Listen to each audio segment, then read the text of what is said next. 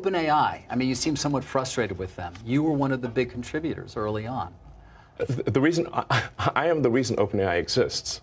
How much money did you give them? I'm not sure the exact number, but it's some number on the order of $50 million. Man, fate loves irony, next level. So I used to be close friends with Larry Page, and I would stay at his house, and we'd have these conversations long into the evening about AI, and I would be constantly urging him to be careful about the danger of AI, and he was really not concerned about the danger of AI and was quite cavalier about it, and at the time, Google, especially after their acquisition of DeepMind, had 3/4 of the world's AI talent. They had obviously a lot of computers and a lot of money. So it was a unipolar world for AI.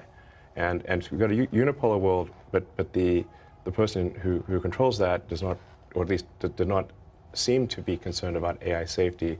That sounded like a real problem. So, and then the final straw was Larry calling me a speciesist for being pro-human consciousness instead of machine consciousness. And I'm like, well, yes, I guess I am. I am a speciesist. So you helped to the creation of OpenAI. You put in as much as $50 million. More than helped. It wouldn't exist without me. It wouldn't exist without you. So I came up with a name. Right. The name OpenAI refers to open source. So the intent was, what's the opposite?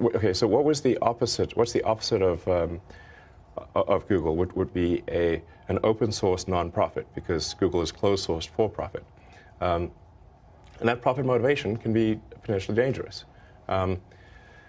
Should you have gotten governance for that money? Should you have gotten some level of control, perhaps, in retrospect? Yeah, I fully admit to being a huge idiot here. Anyway, so OpenAI was meant to be open as an open source. It was created as a 501c3, so part of it is also, in the beginning, I thought, look, this is probably a hopeless endeavor. How could we possibly compete with? How could OpenAI possibly compete with Google DeepMind? I mean, this seemed like an ant against an elephant, which is not a contest. And I was also, I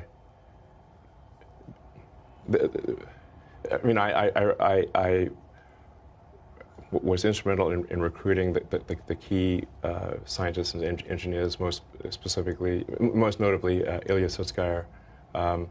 In fact, Ilya went back and forth several times, because he would say he's going to join OpenAI, then Demis would convince him not to, then I would convince him to do so, and this went back and forth several times, and ultimately he decided to join OpenAI, and really Ilya joining was the linchpin for OpenAI being ultimately successful. So you're very disappointed in what's happened there in terms of it becoming a for-profit.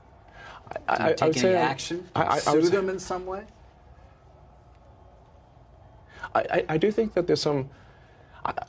Look, it does seem weird that something can be a non-profit, open source, and somehow transform itself into a for-profit closed source. I mean, this would be like let's say you funded an organization to save the Amazon rainforest, and instead they became a lumber company and chopped down the forest and sold it for money. And you'd be therefore like, well, wait a second, that's the exact opposite of what I gave the money for. Yeah. Is that legal? That doesn't seem legal. And if it is, and in general, if it is legal to start a company as a nonprofit and then take the IP and transfer it to a for-profit that then makes tons of money, shouldn't everyone start? Shouldn't that be the default? Right. And then I also think it's important to understand the when push comes to shove, let's say they do create some digital superintelligence, almost godlike intelligence. Well, who's in control? Yeah. And what exactly is the relationship between OpenAI and Microsoft? And I do worry that Microsoft actually may be more in control than, say, the leadership team at OpenAI realizes. I mean, Microsoft, as part of the Microsoft investment, they have rights to all of the software, all of the model weights, and everything necessary to run the inference system.